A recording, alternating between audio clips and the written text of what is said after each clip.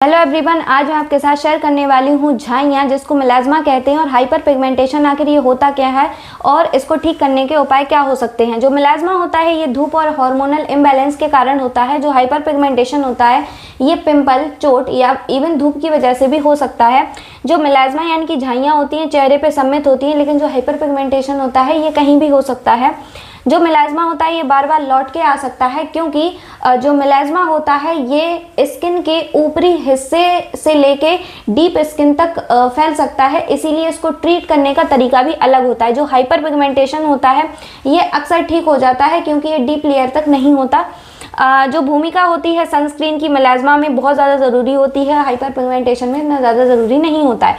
अब बात करते हैं जो मेलाज्मा होता है यानी कि झाइयाँ, इसका प्राइमरी रीज़न क्या होता है। जो हाइपर पिगमेंटेशन और मेलाज्मा है ये मेन और वुमेन दोनों में हो सकता है, लेकिन वुमेन में प्राइमरी रीज़न इसका होता है प्रेगनेंसी के टाइम पे जो हार्मोनल चेंजेस होते हैं, जिसकी वजह से झाइयाँ यानी कि मेलाज्मा बहुत ज़्यादा बढ़ सकता है।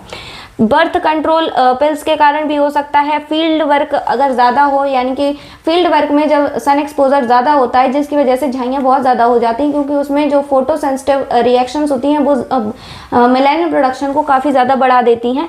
लिवर इश्यूज़ जिसको हो तो उसमें भी झाइयाँ हो सकती हैं, स्ट्रेस की वजह से भी हो सकता है। अब हमें क्या चीज़ें अवॉइड करनी चाहिए, तो ओवर क्लेंजिंग अवॉइड करना चाहिए, क्योंकि फेस की जो स्किन होती है 6 लेयर्स होती हैं उसकी, और जब ओवर क्लेंजिंग करते हैं उसको पीलिंग करते हैं और स्क्रबिंग करते हैं, जिसकी वजह से जो है स्किन थिन होने लगती है, पतली होने लगती है। एक्ने प्रिक नहीं करना चाहिए, क्योंकि एक्ने प्रिक करने से होता क्या है, जो मेलानोसाइट होती है हाइपर एक्टिव होती चली जाती हैं, और जो मेलानिन होता है ये डीप लेयर तक चला जाता है, जिसकी वजह से जो है जो दाग धब्बे होते हैं परमानेंट हो सकते हैं। मेकअप अवॉइड करना चाहिए, क्योंकि झाइयाँ पहले से ही हैं, तो मेकअप करने से स्किन को ब्रीदिंग स्पेस नहीं मिल पाता है। एल्केलाइन अगर ज़्यादा होगा तो जो गुड बैक्टीरिया होंगे उसका नंबर कम होगा।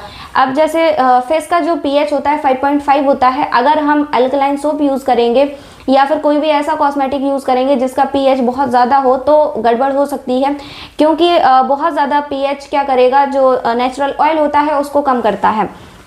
अब हमें क्या करना चाहिए, केवल 3 स्टेप का स्किन केयर करना चाहिए, जिसमें फेस वॉश, सनस्क्रीन और मॉइस्चराइजर अप्लाई करना चाहिए। जो सनस्क्रीन है SPF 30 से कम नहीं होनी चाहिए।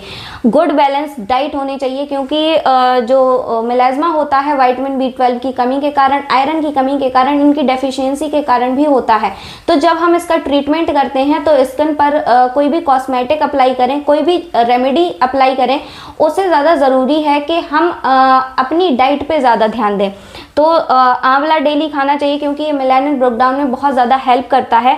जायफल